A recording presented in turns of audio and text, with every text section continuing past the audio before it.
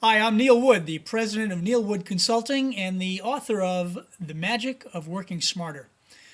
Here I am on Optimus Island, having a blast, and today's presentation is actually part 5 of the Believe and Persevere series. So today we're going to talk about confidence, but before I do, of course, I have to share a story. Several years ago, when my son was about 10 years old, he came home from a hockey game that he'd played in. He said, "Dad, I am the worst hockey player I know." And my heart just sank. I said, "Timmy, how can you say that?" He said, "Dad, I've played in 5 hockey games as a forward, and I've not scored any goals." He said, "I just stink." I said, "Okay, let's see what we can do about that." So we went down to the basement where the hockey net was, and for 5 days, 30 minutes a day, we practiced his shots into the net. I'd feed the puck to him, he'd slap it into the net. He didn't hit it every time into the net, but sooner or later he started getting more and more shots into the goal. So the first game he played, after all of our practice, he got his first goal in 6 games, and he was totally pumped up. The second game, he scored his first hat trick. That's 3 goals, for those of you who don't play hockey. And he was totally pumped, and of course, as a father, I had tears in my eyes. After the game, I asked him, I said, "Tim, what changed? This is your 7th game, and now you have 4 goals in 2 games." He said, "Dad, I realized that I wasn't practicing. And what I also realized is that I can do anything I put my mind to if I'm willing to do the work." Well, folks, his confidence was sky high now. By the end of the season, he had scored 52 goals and was the team's leading scorer. So why do I share that with you? I share that with you because confidence makes a huge difference in our life.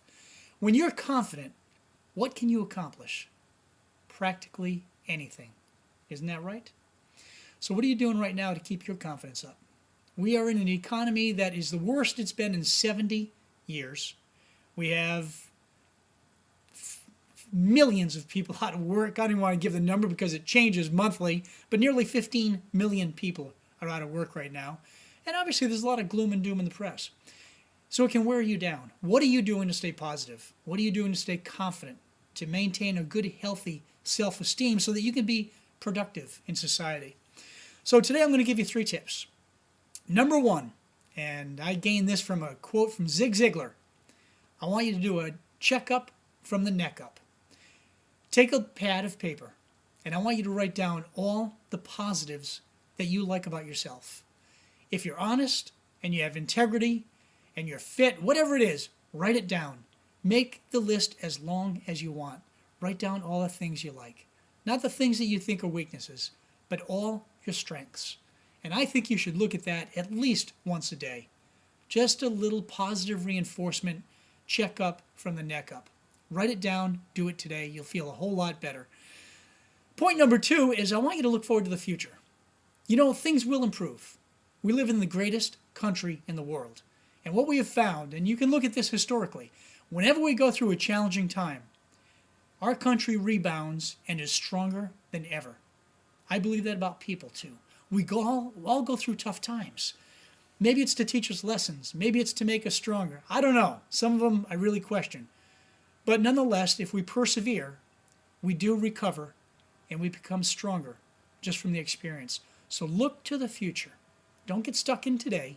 Don't get stuck in yesterday or last year. Things change. But I do know that the past does not predict the future. If you made mistakes in the past, get over it. Okay, that's part of life. Look forward to the future.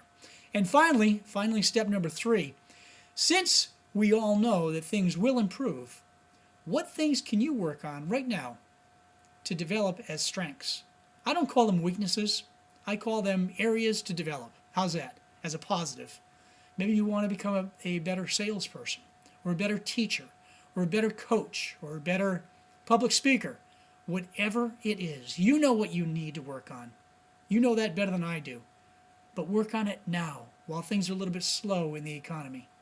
I know a lot of people who decided they want to get fitter and healthier and watch their diet and start to make changes in their life so they could have more energy and a better attitude. One of my favorite quotes is from my favorite artist here in Hingham, Massachusetts. Her name is Jen Kelly. And we were talking about raising teenagers not too long ago, and she said, Neil, one of my favorite signs that we have in the house is this too shall pass. So folks, I want you to believe that. Do your personal inventory, a checkup from the neck up. Look forward to the future.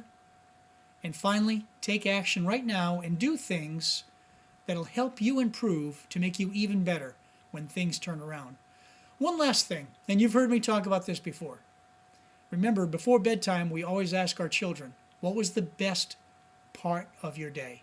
Not did you have a good day, but what was the best part?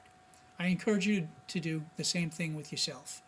Each night before bedtime, write 1 or 2 things down that you're really excited about, something that went really well, and you'll sleep better and you'll wake up feeling a whole lot better.